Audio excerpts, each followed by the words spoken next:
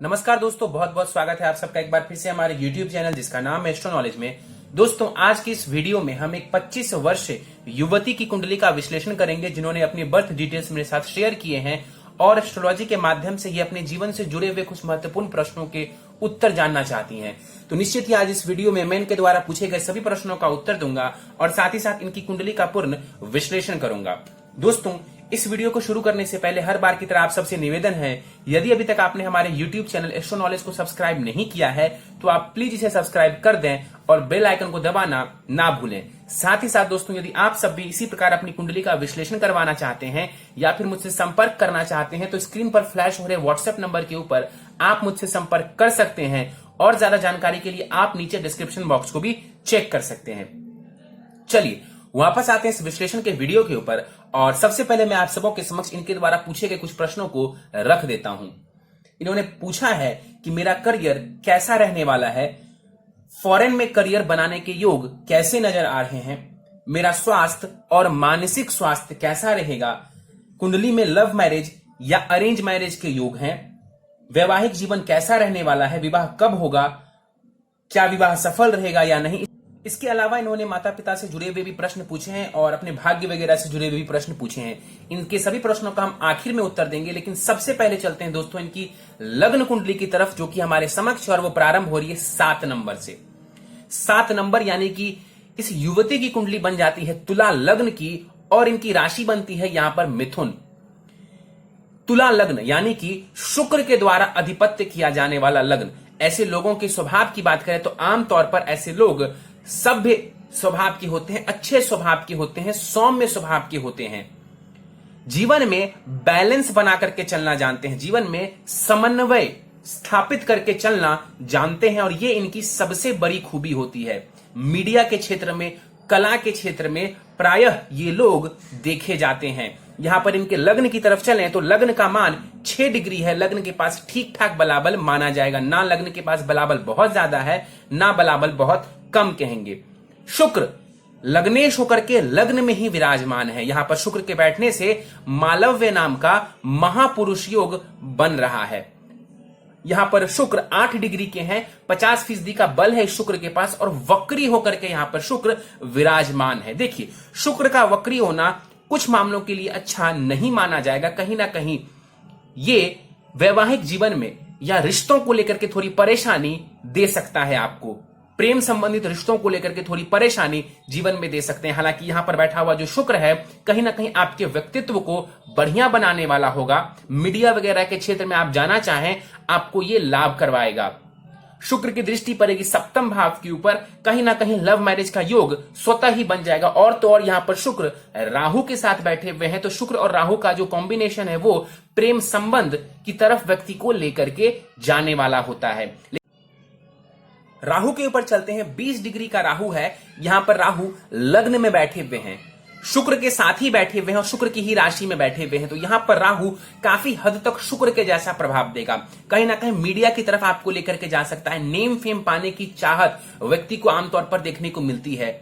यहां पर बैठा हुआ राहु कई बार आपको थोड़ा बहुत भ्रमित कर सकता है, उससे बचने की आवश्यकता है। आपको ये इंटेलिजेंट बनाएगा राहु, शार्प माइंडेड बनाएगा, इंट्यूशन पावर को भी बढ़ा देगा ये राहु। 20 डिग्री का राहु है, बल इसके पास अच्छा खासा माना जाएगा, 50% के आसपास का इसके पास बलाबल माना जाएगा। राहु की दृष्टि 5वें भाव के ऊपर पड़ेगी। कहीं ना कहीं ये आपकी शिक्षा में जो है प्रभाव डालेंगे और पॉजिटिव प्रभाव डालेंगे। आपको कहीं ना कहीं ये जो है इंटेलिजेंट बनाने वाले होंगे। 5वें भाव से भी हम व्यक्ति के इंटेलिजेंस को देखते हैं।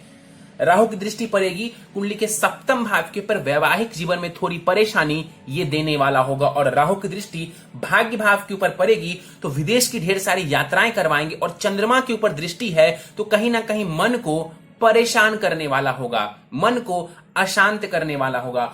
और तो और 5वें भाव के ऊपर राहु की दृष्टि प्रेम संबंध की तरफ भी व्यक्ति को लेकर के जाता है। कला की तरफ भी कहीं ना कहीं रुचि देखने को मिलती है। बुध यहां पर देखा जाए 23 डिग्री के साथ लग्न में ही विराजमान है। शुक्र और बुध दोनों ही इस कुंडली में कारक ग्रह हैं और लग्न में एक साथ युति बना करके बैठे हुए हैं। शुक्र और बुध की युति लक्ष्मी नारायण योग का निर्माण करती है। लेकिन यहां पर जो बुध है वो अस्त के हैं तो कहीं ना कहीं लक्ष्मी नारायण योग का प्रभाव कम हो जाएगा। बुध 23 डिग्री के साथ यहां पर बैठे हुए हैं, लेकिन अस्त के हैं तो उनका प्रभाव कम हो जाएगा और दृष्टि का प्रभाव तो बहुत ही न्यून हो जाएगा। बुध भाग्येश है आपके, और भाग्येश जाकर के लग्न में बैठा हुआ है, तो कहीं ना कहीं ये आपको भाग्यशाली तो बनाता है। लग्न में बैठा हुआ है बुध, ज्ञान भी देने का कार्य करेगा, लेकिन अस्त का है तो प्रभाव थोड़ा कम हो जाएगा। ज्यादा आपको लाभ लेना है बुध का, तो आप इसे बल दे सकती हैं इसके रत्न वगैरह को धारण करके। यहां पर देखा जाए बुध और राहु की युति जड़त्व दोष का निर्माण करती है, तो कई बार व्यक्ति डिसीजन लेने में गलती कर देता है, तो इसका आपको ध्यान रखने की आवश्यकता है कि आप भ्रमित ना हो। क्यों? क्योंकि देखिए आपका बुध अस्त है और राहु के साथ बैठा हुआ है, वीक पॉइंट, और राहु चंद्रमा के ऊपर भी दृष्टि डाल रहे हैं। इसका मतलब इंटेलेक्चुअल माइंड जो कि बुध दर्शाता है उसको भी राहु प्रभावित कर रहा है, और आपका जो मन है चंद्रमा उसको भी राहु प्रभावित कर रहा है। तो डिसीजन सोच समझ करके लें। आगे बढ़ते हैं, द्वितीय भाव के ऊपर चलते हैं। सूर्य और गुरु, यहां पर कुंडली के द्वितीय भाव धन का भाव होता है, ये वाणी का भाव होता है, पैतृक संपत्ति का भाव होता है, और परिवार के साथ संबंधों को भी हम इस भाव से देखते हैं। सूर्य और गुरु की युति हो रही है, अच्छी स्थिति है। हालांकि इस कुंडली में गुरु मारक ग्रह है, कारक नहीं है, और सूर्य एक समग्रह माने जाएंगे क्योंकि वो लाभेश बनते हैं। निश्चित रूप से सूर्य का लाभेश का जाकर के धन भाव में बैठना महाधनी योग है। सूर्य का धन भाव में बैठना कुंडली में महाधनी योग बना रहा है। यहां पर देखा जाए साथ में गुरु बैठे हुए हैं, 2 डिग्री का गुरु है, और गुरु अस्त के भी हैं क्योंकि वो सूर्य के साथ बैठ गए, तो गुरु के पास भी दृष्टि का बल छिन्न हो जाएगा, कम हो जाएगा। देखा जाए यहां पर बैठा हुआ गुरु कहीं ना कहीं आपको मेहनत करवाएगा और उसके बाद धन देने वाला होगा। सूर्य जरूर महाधनी योग बना रहे हैं, तो जीवन में आप खूब सारा धन कमा सकती हैं। यहां पर सूर्य 5 डिग्री के साथ बैठे हुए हैं, यहां पर सूर्य बाल अवस्था का माना जाएगा। द्वितीय भाव में बैठ करके सूर्य धन वगैरह तो देने वाले होंगे, आपकी वाणी को थोड़ा यह प्रभावशाली बनाने वाला होगा, तो ये बढ़िया स्थिति है। एक वीक पॉइंट मैं आपको यहीं पर बताना चाहूंगा। देखिए यहां पर ग्रहों की स्थिति देखा जाए तो ठीक ठाक नजर आ रही है, लेकिन इस भाव के स्वामी ग्रह जो मंगल है वो नीच की राशि में जाकर के बैठे हुए हैं कुंडली के 10वें भाव में, तो कहीं ना कहीं धन संबंधित थोड़ी परेशानी देखने को मिल सकती है। सूर्य की वजह से नहीं, मंगल की वजह से, क्योंकि सूर्य तो महाधनी योग बना करके बैठे हुए हैं, लेकिन जिसके घर में बैठे हुए हैं उसकी स्थिति बहुत ज्यादा अच्छी नहीं है। तो मंगल को बेहतर करेंगी तो काफी हद तक धन संबंधित जो स्थिति है वो आपकी बेहतर होती चली जाएगी। सूर्य की दृष्टि अष्टम भाव वगैरह के ऊपर पड़ेगी, आपको कहीं ना कहीं ज्ञान देने वाला होगा। रिसर्च वगैरह के क्षेत्र में आपको या किसी भी क्षेत्र में जो है डीप नॉलेज के लिए आपको इंटरेस्ट दिलवाने वाले होंगे, तो सूर्य की प्लेसमेंट बढ़िया मानी जाएगी। गुरु के पास बहुत ज्यादा बलाबल नहीं है, लेकिन यहां पर बैठ करके गुरु आपको मेहनत करने के बाद धन देने वाले होंगे, और जॉब हाउस का भी स्वामी ग्रह गुरु है, धन भाव में बैठा हुआ है, तो जॉब वगैरह करके भी आप जीवन में धन अर्जित कर सकती हैं। आगे बढ़ते हैं, चलते हैं शनि के ऊपर। 12 डिग्री का शनि पंचम भाव में विराजमान है, बलाबल बहुत अच्छा है शनि के पास, और शनि इस कुंडली की सबसे योग कारक ग्रह है, वो सुखेश भी है और पंचमेश भी है। अब देखिए पंचम भाव का स्वामी ग्रह पंचम भाव में बैठ गया, यानी कि शिक्षा, संतान, लव, रोमांस भाव का स्वामी ग्रह शनि उसी भाव में बैठ गए, तो इन सारे चीजों में वृद्धि करवा देंगे। इन सारे चीजों से संबंधित जो सुख होता है आपको देने वाले होंगे, तो कहीं ना कहीं शिक्षा में सफलता मिलने के चांसेस बढ़ जाएंगे। और यहां पर जो बैठा हुआ शनि है आपको अच्छी संतान भी देने वाला होगा, अच्छी संतति भी यहां पर बैठा हुआ शनि आपको देने वाले होंगे। शनि की दृष्टि देखी जाए तो कुंडली के 7वें भाव के ऊपर पड़ेगी, ये इनकी नीच की दृष्टि है। कारक है इस कुंडली में, बहुत ज्यादा परेशानी उत्पन्न नहीं करेंगे, लेकिन हाँ विवाह में डिले की स्थिति करवा सकते हैं, वैवाहिक जीवन में मतभेद की स्थिति करवाएंगे, तोड़ेंगे नहीं। ऐसा मत समझिए कि नीच की दृष्टि है तो विवाह को तोड़ेंगे, नहीं, डिले कराएंगे और थोड़ा मतभेद वैवाहिक जीवन में करवा सकते हैं। लाभ भाव के ऊपर दृष्टि आपको ज्ञान से, शिक्षा से, संतान से लाभ देने वाली होगी, और वहीं शनि की दृष्टि द्वितीय भाव के ऊपर जो पड़ेगी ये भी आपको धन देने वाली होगी। सूर्य के ऊपर शनि की जो दृष्टि पड़ रही है, कहीं ना कहीं पिता के साथ मतभेद और उनके स्वास्थ्य में कमी देखने को मिल सकती है। आगे बढ़ते हैं, चलते हैं केतु के ऊपर, और केतु के ऊपर जाने से पहले कुंडली के 6ठे भाव को देखिए। 6ठा भाव शनि और केतु के मध्य आ रहा है, इसे कहते हैं कुंडली में पाप कर्तरी दोष का लग जाना, जो कि आपके छठे भाव को लगा है। छठा भाव होता है रोग, ऋण, शत्रु और आपके डेली जॉब का। जो जॉब की बात करते हैं वो 6th हाउस से हम देखते हैं, तो यहां पर पाप कर्तरी दोष कहीं ना कहीं आपके जॉब में थोड़ी परेशानी दे सकता है और स्वास्थ्य का भी आपको ध्यान रखना चाहिए, खास करके पेट संबंधित, क्योंकि गुरु की राशि कुंडली के छठे भाव में आ रही है, तो पेट संबंधित जो रोग हैं वो गुरु की दशा में आपको परेशान कर सकते हैं। केतु यहां पर कुंडली के सप्तम भाव में 20 डिग्री के साथ विराजमान है। बलाबल इनके पास करीब 50% के आसपास का माना जाएगा। देखिए, सप्तम भाव होता है विवाह का, पार्टनरशिप का। निश्चित सी बात है कि केतु जैसा ग्रह सप्तम भाव में बैठेगा तो बहुत अच्छा रिजल्ट नहीं देगा।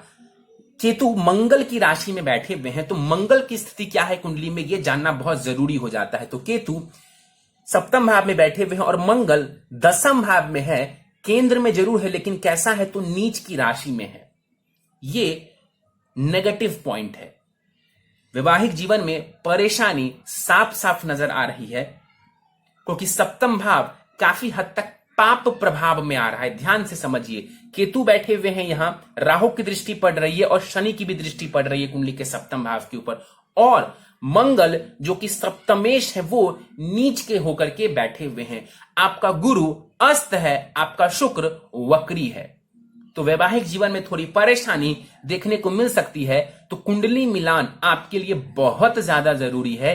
ये बात मैं हर वीडियो में लोगों को समझाता हूं कि कुंडली मिलान सबके लिए जरूरी है, लेकिन जिनका सप्तम भाव वीक है उनके लिए कुंडली मिलान बहुत ज्यादा जरूरी है। उसके बिना उन्हें विवाह करना ही नहीं चाहिए। तो आपके लिए जो सबसे इंपॉर्टेंट चीज है, जो सबसे इंपॉर्टेंट सलाह है, वो है कुंडली मिलान आपको करना चाहिए, ताकि आपके जीवन में जो परेशानी आएगी वो कम हो जाएगी। निश्चित सी बात है, यदि सामने वाले का सप्तम भाव बलवान हुआ तो परेशानी कम हो जाएगी। अगर आपने कुंडली मिलान नहीं करवाई और उसका भी सप्तम भाव गड़बड़ हुआ तो परेशानी दोगुनी हो जाएगी और विवाह टूट भी सकता है यदि दोनों की कुंडली में दोष हुआ तो कुंडली मिलान आपके लिए प्राथमिकता होनी चाहिए। यहां पर बैठ करके केतु मतभेद की स्थिति उत्पन्न करवा सकते हैं। दृष्टि लाभ स्थान के ऊपर डालेंगे, लाभ संबंधी थोड़ी सी परेशानी, दृष्टि लग्न के ऊपर डालेंगे, भ्रम की स्थिति उत्पन्न कर सकते हैं। लेकिन ज्ञान भी देता है केतु, ऐसा नहीं कि केतु ज्ञान नहीं देते हैं। इंट्यूशन पावर को बढ़ा देता है केतु, और केतु की दृष्टि पड़ेगी तीसरे भाव के ऊपर और उच्च की दृष्टि है इनकी, तो कहीं ना कहीं यात्राओं वगैरह से लाभ थोड़ा बहुत अपनी दशा में ये करवा सकते हैं। चंद्रमा के ऊपर चलते हैं।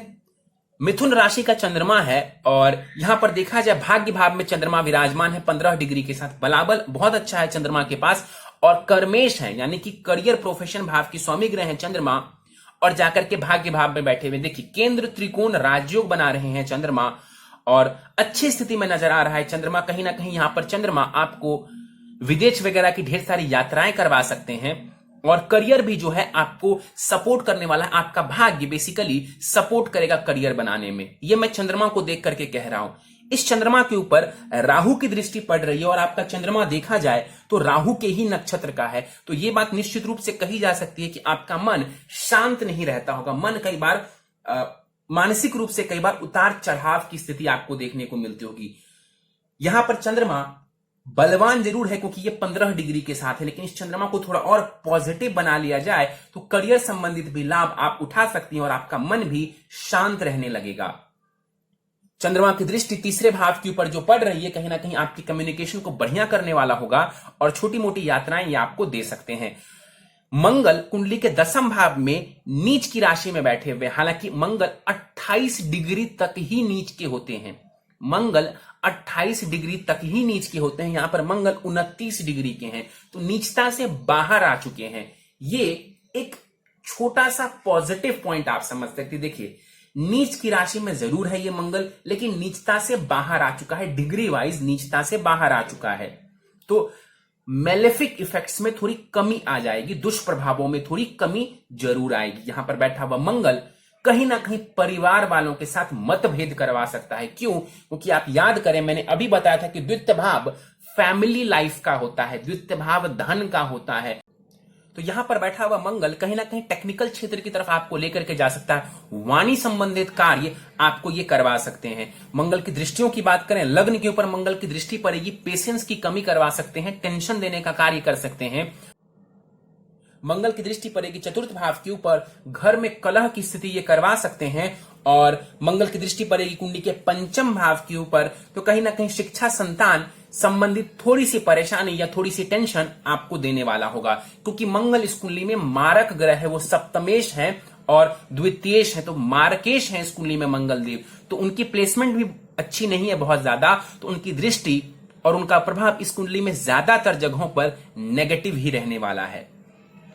चलिए, तो ये था आपकी कुंडली में ग्रहों का विश्लेषण। फिलहाल आपके ऊपर शनि की जो है वो ढैया चल रही है 24 जनवरी 2020 से।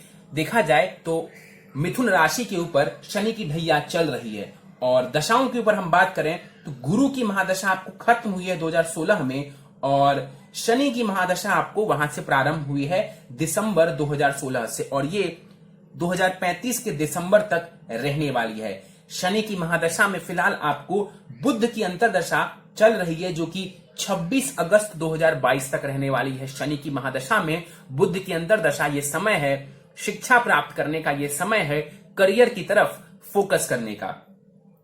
चलिए सीधे प्रश्नों को लेते हैं। इन्होंने पूछा है करियर कैसा रहने वाला है। कुंडली के दसम भाव को देखिए, मंगल यहां पर बैठे हुए हैं, इस वजह से करियर संबंधी थोड़ी परेशानी देखने को मिल सकती है, थोड़ी टेंशन हो सकती है और मेहनत आपको ज्यादा करना पड़ेगा। क्यों? क्योंकि मंगल मेहनत को दर्शाता है और नीच की राशि में दसम भाव में बैठा हुआ है, तो मेहनत ज्यादा करना पड़ेगा आपको अपने कार्य में। इसके अलावा देखा जाए फॉरेन में करियर बनाने के योग, देखिए फॉरेन में करियर बनाने के योग की जहां तक बात है, बहुत जबरदस्त योग नजर नहीं आ रहे। स्वास्थ्य कैसा रहने वाला है, देखिए स्वास्थ्य की बात की जाए तो बहुत खराब यहां पर स्थिति नजर नहीं आती है। लग्नेश लग्न में ही विराजमान है, भले ही वक्री होकर के क्यों ना बैठा हो, लेकिन लग्न में ही विराजमान है, तो आपके स्वास्थ्य को ये बढ़िया बनाए रखने की पूरी कोशिश करेंगे। मानसिक स्वास्थ्य के ऊपर बात करें तो चंद्रमा के ऊपर राहु की दृष्टि पड़ना, बुध का अस्त होना और बुध राहु का यहां पर जड़त्व दोष बनना कहीं ना कहीं ये कंफ्यूजन को दर्शा रहा है, और ये बात भी बता रहा है कि कई बार आपका जो मन है वो पीड़ित हो जाता है। तो उससे बचने के लिए चंद्रमा को थोड़ा और पॉजिटिव बनाने की जरूरत है। चंद्रमा को बल नहीं देना, देखिए चंद्रमा को बल देने की बात नहीं कह रहा हूं मैं, पॉजिटिव करने की बात कह रहा हूं। अगला प्रश्न इन्होंने पूछा है लव मैरिज अथवा अरेंज मैरिज किसके योग है। देखिए निश्चित रूप से यहां पर लव मैरिज के योग 99.99% से भी ज्यादा बन रहे हैं, उससे भी ज्यादा, मतलब कि करीब करीब मुझे कह देना चाहिए कि 100% इस कुंडली में लव मैरिज का योग बनता हुआ नजर आ रहा है। वैवाहिक जीवन कैसा रहेगा, परेशानी आपकी कुंडली से साफ साफ पता चल रही है, आपको मैंने एक्सप्लेन किया है, कुंडली मिलान जरूरी है। विवाह के योग कब बनते हुए नजर आ रहे हैं, देखिए विवाह का योग ऑलरेडी आपका प्रारंभ हो चुका है और ये अभी काफी लंबे समय तक रहने वाला है। वैसे मैं आपको उम्र बता दूं कि आपको कब विवाह करना चाहिए, तो करीब आपको 27 वर्षों के आसपास विवाह के लिए आगे बढ़ना चाहिए। 27-28 वर्ष के जो है उस उम्र में आप विवाह के लिए आगे जाएं, आपको ज्यादा लाभ देखने को मिलेगा, क्योंकि सप्तमेश मंगल बनते हैं, वहां पर केतु बैठा हुआ है। विवाह थोड़े विलंब से करेंगे तो ज्यादा लाभ देखने को मिलेगा। कुंडली मिलान आपके लिए अनिवार्य है।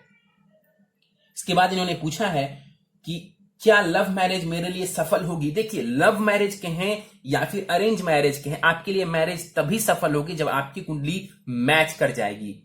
आपकी कुंडली मैच नहीं करती है तो वो विवाह बिल्कुल भी सफल नहीं होगा, चाहे वो किसी भी रूप में किया गया विवाह हो।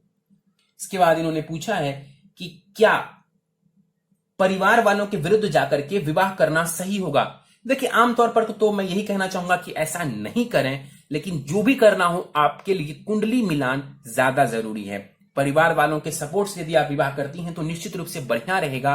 कुंडली साफ साफ बता रही है कि यहां पर वैवाहिक जीवन में थोड़ी परेशानी आने वाली है, तो यदि परिवार वालों के आशीर्वाद से चीजें होती हैं तो कुछ हद तक जो है उनका साथ आपको मिलता रहेगा। इसके बाद इन्होंने पूछा है आगे जीवन में माता पिता से रिश्ते कैसे होंगे। देखिए चतुर्थ भाव जो कि मां का होता है और चंद्रमा को हम माता के लिए देखते हैं। मंगल की यहां पर दृष्टि पड़ रही है और चंद्रमा के ऊपर राहु की दृष्टि, छोटा सा वीक पॉइंट बनता है, उतार चढ़ाव रिश्तों में ये दे सकता है। वहीं सूर्य पिता को दर्शाता है और कुंडली का दसम भाव जो है वो भी पिता को दर्शाता है। वहां पर मंगल का होना और सूर्य की दृष्टि पड़ना, माफ करिए, शनि की दृष्टि सूर्य के ऊपर पड़ना वीक पॉइंट बनाता है, ये पिता के साथ संबंधों को लेकर के। तो आपको इसका ध्यान रखने की आवश्यकता है।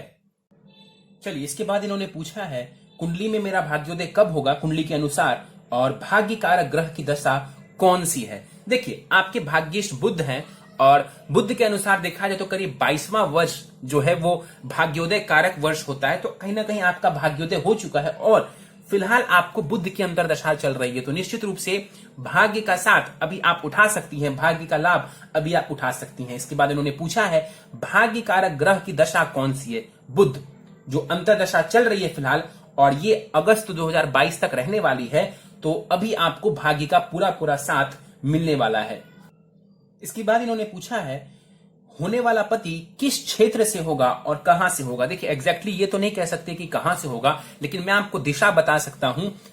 कहीं ना कहीं जो दिशा है वो पश्चिम दिशा की तरफ जो है विवाह होने के चांसेस ज्यादा नजर आ रहे हैं। और किस क्षेत्र से पति जुड़े हुए होंगे, टेक्निकल क्षेत्र ज्यादा कुंडली में नजर आ रहा है कि आपके हस्बैंड टेक्निकल क्षेत्र से किसी भी रूप में जुड़े हुए हो। और इसके बाद इन्होंने उपाय के बारे में पूछा है। एक बात मैं यहां पर बताना चाहूंगा, इन्होंने स्टार्टिंग में करियर कैसा रहेगा ये सवाल पूछा था, लेकिन इन्होंने ये नहीं बताया कि मुझे करियर किस क्षेत्र में बनाना चाहिए। आपकी कुंडली के अनुसार देखा जाए तो टेक्निकल क्षेत्र में आप आगे बढ़ सकती हैं। इसके अलावा फैशन डिजाइनिंग और मीडिया से जुड़े क्षेत्र में भी आप आगे बढ़ती हैं, तो आपको अच्छी सफलता देखने को मिल सकती है। उपाय पर जाने से पहले आपकी नवमांश कुंडली मेरे समक्ष है, और आपकी नवमांश कुंडली जो बनती है वो बनती है यहां पर धनु लग्न की। और नवमांश कुंडली में ज्यादातर ग्रहों की स्थिति ठीक नजर आ रही है। गुरु उच्च की राशि में है, सूर्य स्वग्रह ही है, शुक्र भी अच्छी स्थिति में है, मंगल और शनि की भी स्थिति बढ़िया है। जो वीक पॉइंट नजर आ रहा है वो है बुध का। बुध नवमांश कुंडली में आपके सप्तमेश बनते हैं, यानी विवाह भाव के स्वामी ग्रह बनते हैं, और वो मंगल यानी कि शत्रु की राशि में जाकर के बैठे हुए हैं राहु के साथ। तो वहां पर भी बुध और राहु का जड़त्व दोष बन रहा है, और वो भी मंगल की राशि में। तो निश्चित रूप से विवाह आपका थोड़ा डाउन नजर आ रहा है, तो कुंडली मिलान आपके लिए जरूरी है। विवाह संबंधित कुछ उपाय भी आपके लिए जरूरी हैं। चलिए सीधे उपाय के ऊपर चलते हैं, जिन उपायों को करने से आपको निश्चित रूप से जीवन के हर क्षेत्र में लाभ की स्थिति देखने को मिलेगी। प्रथम उपाय है आपके लिए पन्ना रत्न, करीब 6.25 रत्ती का पन्ना आपको धारण करना चाहिए दाहिने हाथ की सबसे छोटी उंगली में। इसे आप सोने अथवा चांदी की अंगूठी में जरवा करके शुक्ल पक्ष के बुधवार की प्रातः काल को धारण कर सकती है। इसके बाद नित्य ओम शुम शुक्राय नमः, शुक्र का ये मंत्र है, इसका आपको कम से कम 3 अथवा 5 माला जाप नित्य करना चाहिए। नित्य हनुमान चालीसा एवं बजरंग बाण का पाठ करें। हर शनिवार हनुमान जी के दर्शन करें मंदिर जाकर। हर सोमवार शिवलिंग के ऊपर आपको जल दूध से अभिषेक करना है, और यदि संभव हो तो सूर्य को नित्य अर्घ भी दें। तो इन उपायों से आप अपने जीवन को निश्चित रूप से बेहतर बना सकती हैं। एजुकेशन का क्षेत्र काफी अच्छा नजर आ रहा है, करियर भी मुझे पूरी उम्मीद है कि आपका अच्छा होने वाला है। विवाह को लेकर के मैंने आपको एक ही सलाह दी है कि कुंडली मिलान करना आपके लिए अनिवार्य है। चलिए तो दोस्तों, ये था इस 25 वर्ष युवती की कुंडली का विश्लेषण। मुझे उम्मीद है कि आपको हमारा यह कुंडली विश्लेषण का वीडियो पसंद आया होगा। यदि वीडियो पसंद आया तो आप इसे लाइक करें, शेयर करें। अभी तक आपने हमारा YouTube channel astro knowledge subscribe नहीं किया है तो आप प्लीज इसे सब्सक्राइब कर दें और बेल आइकन को दबाना ना भूलें। साथ ही साथ दोस्तों, यदि आप सब भी इसी प्रकार अपनी कुंडली का विश्लेषण करवाना चाहते हैं या फिर मुझसे संपर्क करना चाहते हैं, तो स्क्रीन पर फ्लैश हो रहे व्हाट्सएप नंबर के ऊपर आप मुझसे संपर्क कर सकते हैं। और ज्यादा जानकारी के लिए आप नीचे डिस्क्रिप्शन बॉक्स को भी चेक कर सकते हैं। इस वीडियो में फिलहाल इतना ही दोस्तों। आप सबका बहुत बहुत धन्यवाद।